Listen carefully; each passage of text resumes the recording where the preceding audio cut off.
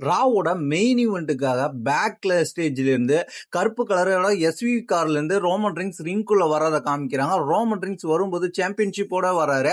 அதுக்கப்புறம் என்ன நடக்குதுன்னு கேட்டீங்கன்னா, பின்னாடியே செத் ரோலின்ஸ் அடுத்து வராரு. அதுக்கப்புறம் ரெண்டு பேருக்கும் சம்மர்ஸ்லாம் மேட்சுக்கான கான்ட்ராக்ட் சைனிங் எங்க நடக்கிறத நம்ம பாக்குறோம்.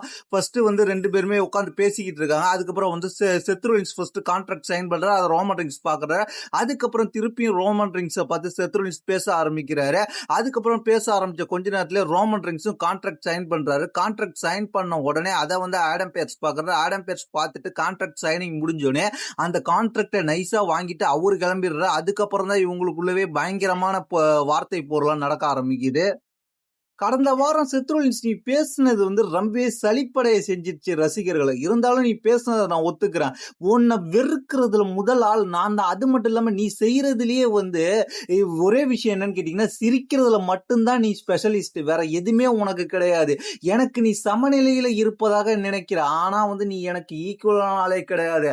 அதை நான் இந்த சம்மர் ஸ்லாம் போட்டியில முடிவு பண்ணிடுவேன். உன் கதையை முடிக்க போறேன் அப்படின்ற மாதிரி சொல்லி, அதன் பிறகு நம்பர் 1 யாருன்றது இந்த இடத்துக்கு தெரியும். நான் ஒருத்தவன் நம்பர் 1 இருப்பது எப்படின்றதே நான் இந்த இடத்துல காமிப்பேன். WrestleMania 42ல நான் இந்த பட்டத்தை பத்திரமா வச்சிருந்தேன்.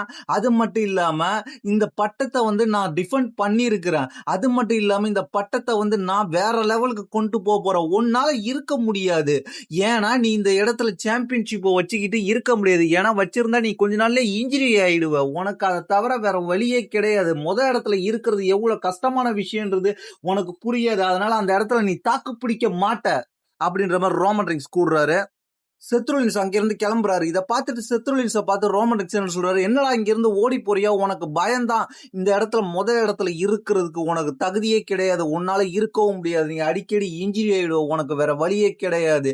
உனக்கு வந்து பட்டம் வேணும்னா நீ வேணா மணி இந்த பேங்க் பிரீஃப் கேஸை வேணா ஜெயிச்சுட்டு வா. அது வரைக்கும் நான் உன்னால என்ன ஜெயிக்க முடியாது. நீ அப்படி ஏதாவது குறுக்கு வழியில ஜெயிச்சாதான் உண்டு. நீ வந்து நேரடியா ஜெயிக்க முடியாது. ட்ரிபிள் ஹெச் தான் எல்லாத்தையும் கண்ட்ரோல் பண்ணிக்கிட்டு இருக்கான்.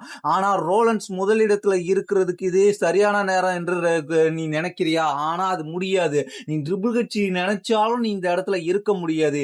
ஏன்னா அந்த இடத்துல உன்னால இருக்கிறதுக்கு தகுதி இல்லை. முதல் இடத்துல எப்பொழுதுமே நான் தான் இருப்பேன் என்று ரோமன் ரிங்ஸ் கூறினதை கேட்டு செத் ரோலின்ஸ் ரொம்பவே காண்டாயிடுறாரு.